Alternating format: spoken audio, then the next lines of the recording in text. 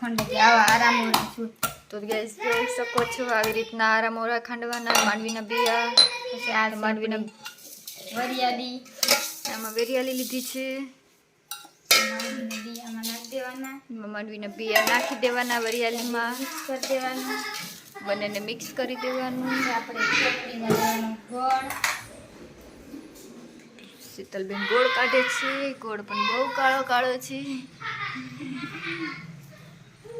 બાજુની બીજી ટોપડીમાં ગોળ લઈ લેવાનો.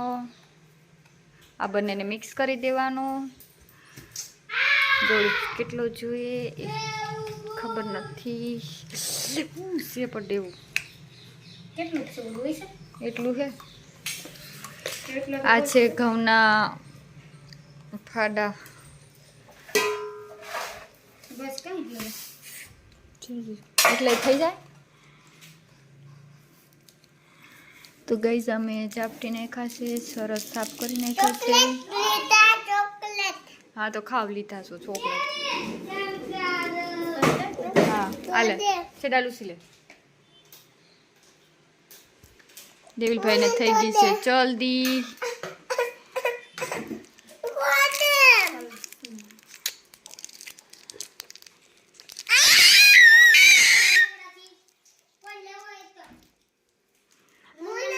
તો ગાઈસ શીતલબેને ગોળ લઈ લીધો છે, તેમાં પાણી નાખ્યું છે અને ગોળને પાણીને સારી રીતના હલાવી નાખશે. એને મિક્સ થઈ જાય ત્યાં સુધી હલાવવાનું.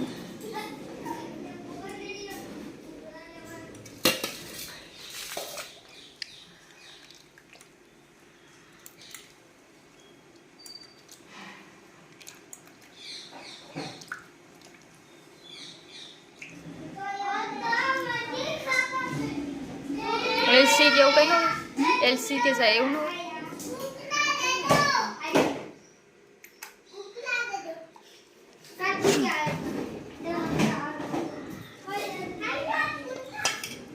તેમાં નાખશે આ ઘઉંના ફાડા. પછી એમાં નાખશે ગોળનું પાણી.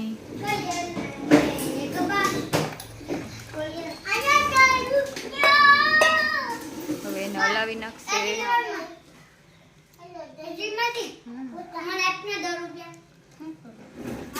અને ફરતો હલાવી નાખવાનું.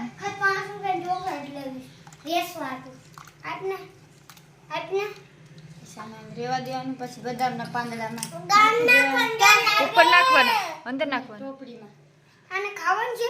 આ ટોપડીમાં નાખ, બીજી ટોપડીમાં નાખશું ને આપણે એમાં બદામ. ગાઈસ તમે કન્ટિન્યુ લેજો, અમે તમને બતાવશું આગળ કે કેવી રીતના શું